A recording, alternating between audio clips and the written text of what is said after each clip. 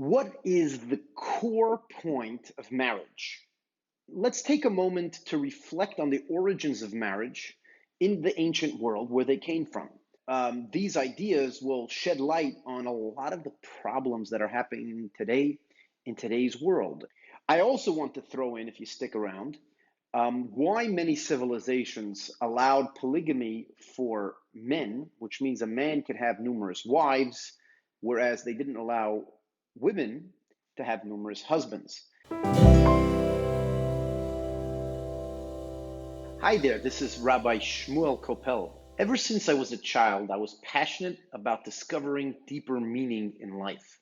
Besides for being an exciting exploration, I also found it to be the key to true motivation, happiness, and productivity.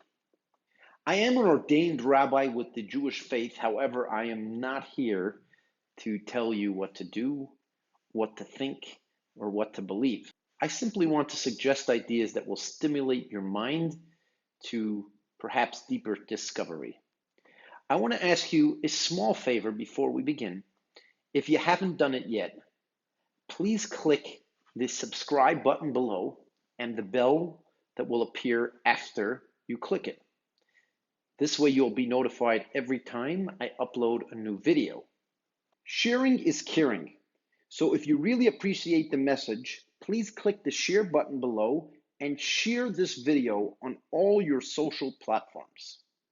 If you really like what you see, please consider becoming one of our Patreons by clicking the link in the description. That will enable us to enhance our video quality and spread the message to many more people because of you.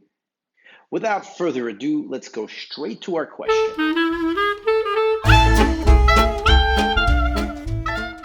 Why should somebody get married? I'm essentially going to give three basic reasons why people get married, and then I'm going to go into each one and explain how marriage works and how marriage doesn't work from all three of those perspectives.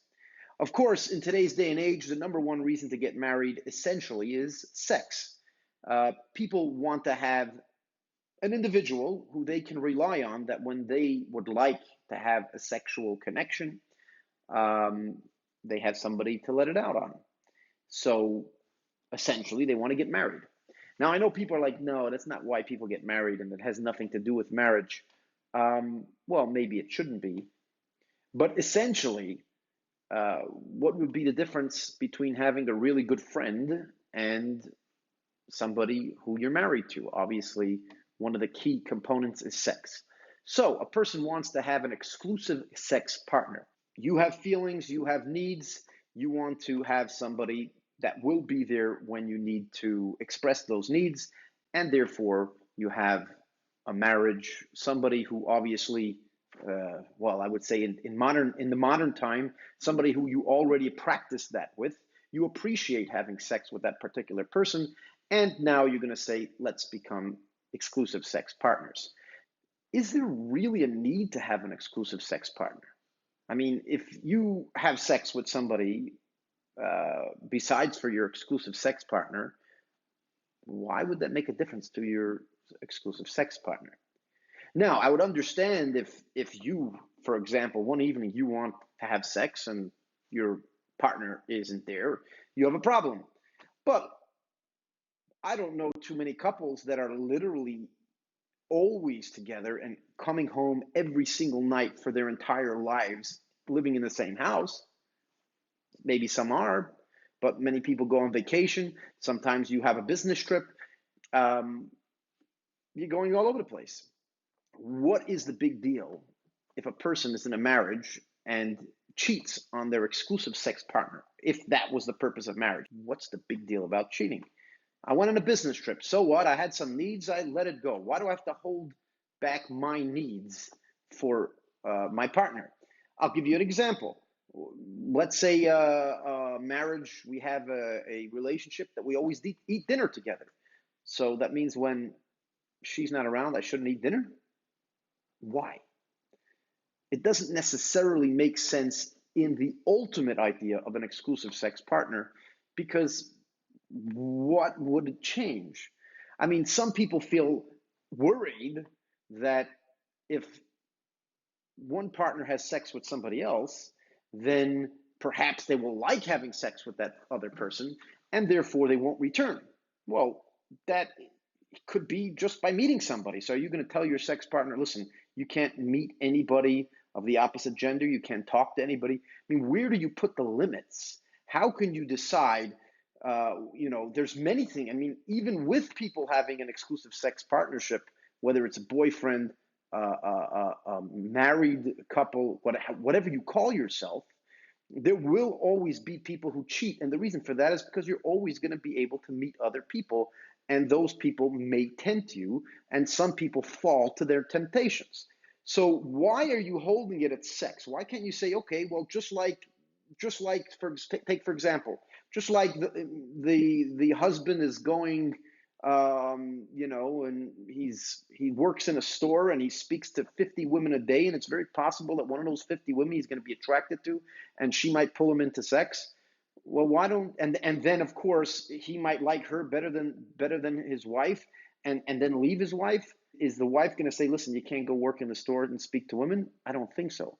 Why do we cut the line at sex? No. Don't do sex, because if you do sex, then that is like the biggest threat to the relationship. Why is that?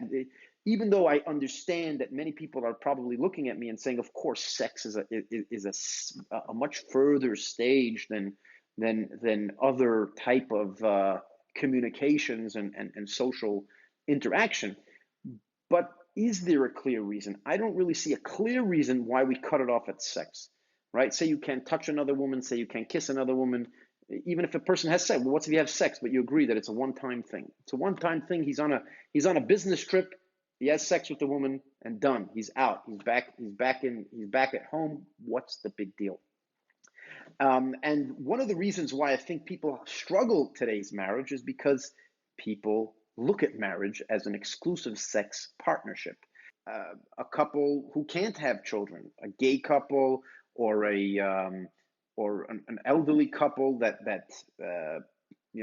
they're biologically can't have children, or perhaps somebody knows for a fact that they're infertile and they're in a relationship.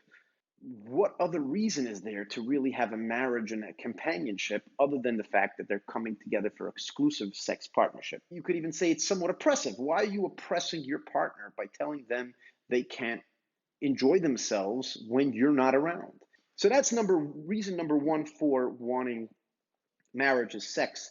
Second reason for marriage is a companionship. I want a companion. I want somebody to rely on. I want somebody that when I'm sick, they're going to bring me tea. I want somebody who I can share my life with, to basically be my shrink, but my lifelong shrink that I know is always there.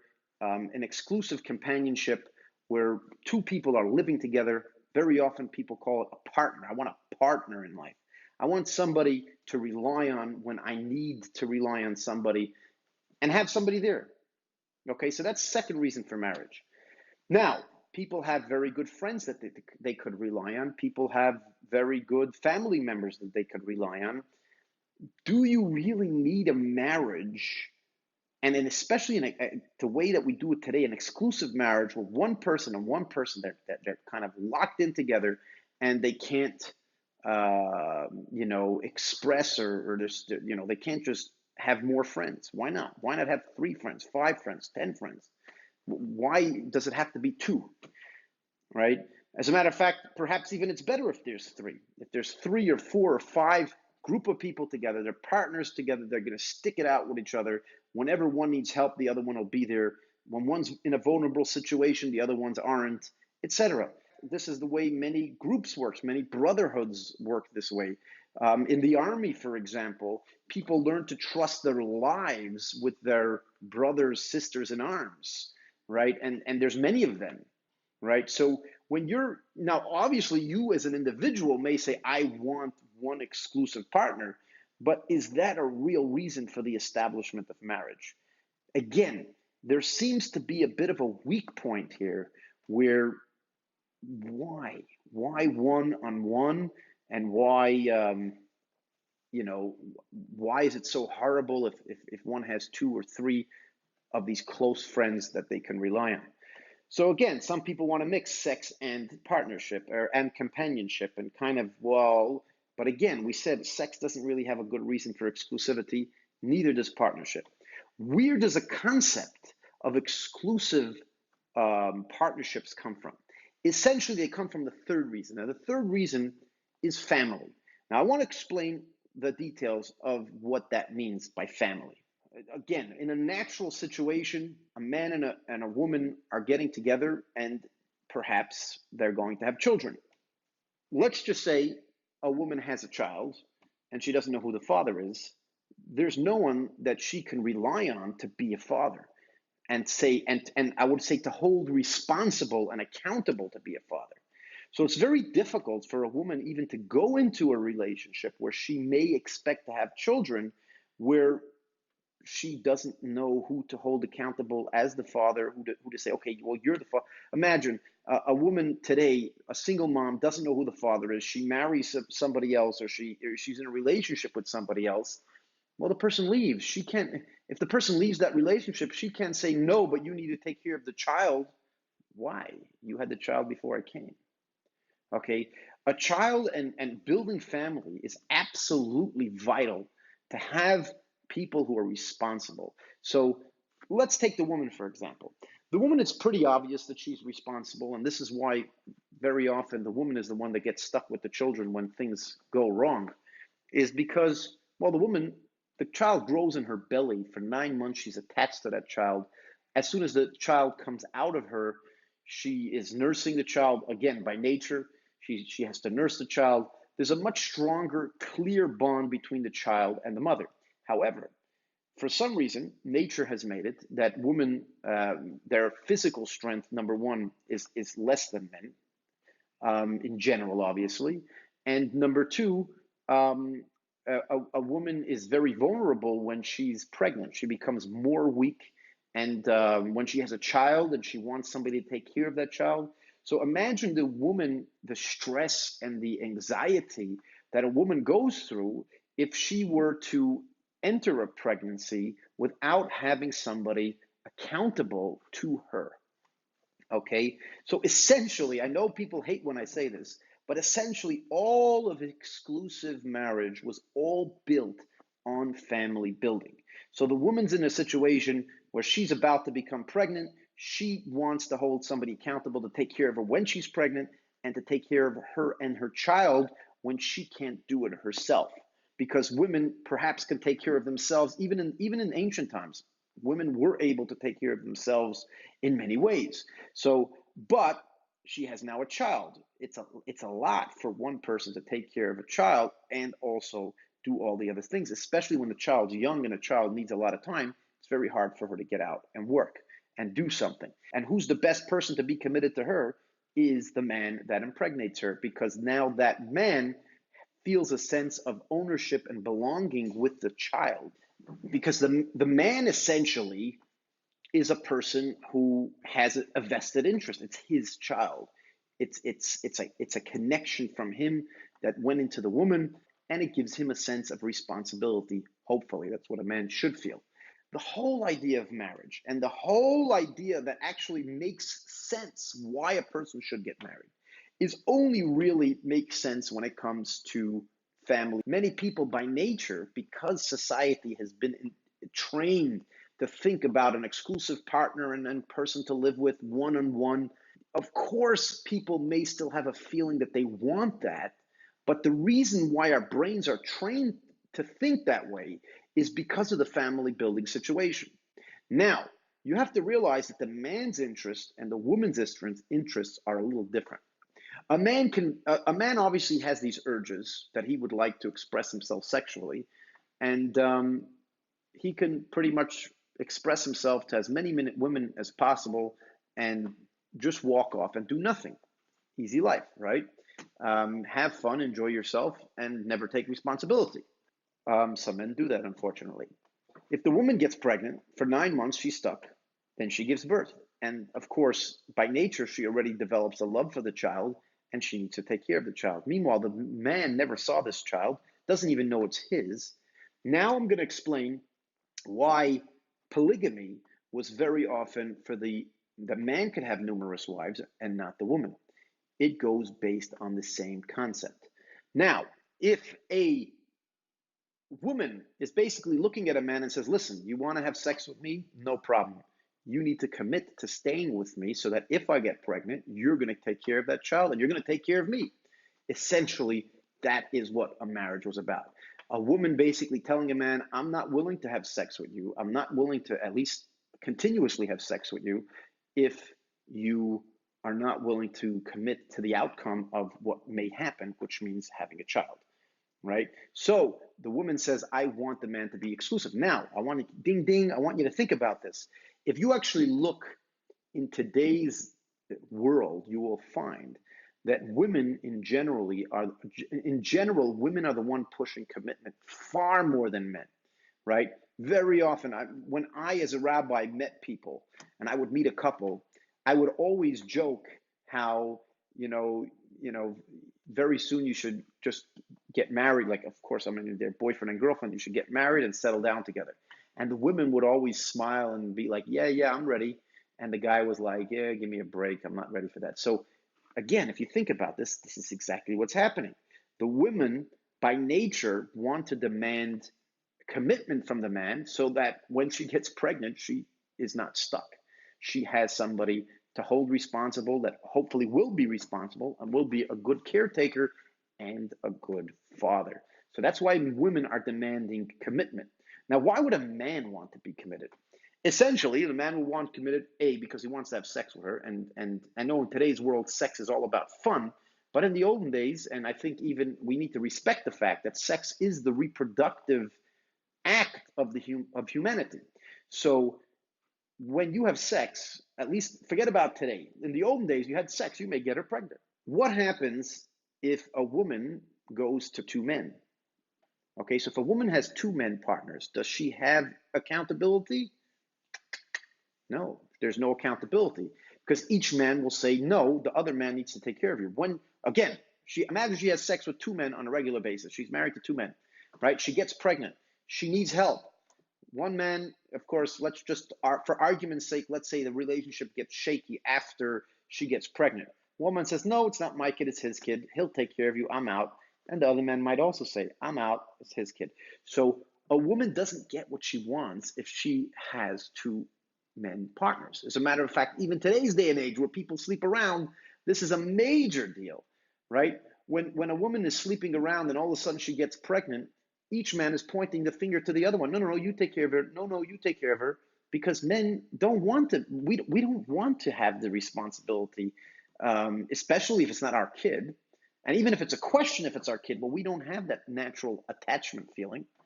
So the woman's stuck with no one to hold accountable, no one to actually say, you're the father, take care of the kid. That's a problem.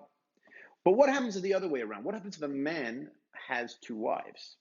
If a man has two wives and he has children with each of them, each of the wives has somebody to hold responsible. Now, again, of course, if a man is taking care of two wives, it's not as easy as taking care of one wife. But that's doesn't necessarily mean it can't happen. Doesn't necessarily mean it can't work, right? Perhaps it could. What happens if he's a wealthy man? He can pamper both of his wives and take care of them, etc. Time, he'll spend time with one more than the other. Well, many women are complaining that men just don't spend enough time with them anyways. So it's not like, if you're married to a man, he's going to spend as much time as he could with you. It's not necessarily happening, right? So there's no real purpose of a woman demanding exclusivity from a man. Whereas there's a major purpose for the man to demand exclusivity from the woman. Because I would even say for both of their sakes, even the woman should want to be exclusive to a man. Because if a woman's exclusive to a man, when she's in the situation that she needs, she knows who to turn to. The other way around, well, if I have one wife, why can't I have a second? Right? And this is essentially why ancient cultures allowed polygamy for the man, but not for the woman, because it doesn't make a family properly, right? Whatever you say, I want to hear what you think in the notes down below. And of course, as I said, sharing is caring. So if you care about others and you like this message, please hit the share button and share it to all your friends on all your social media platforms. Hope to see you again, Rabbi Shmuel Kopel. Have a great day. Bye bye.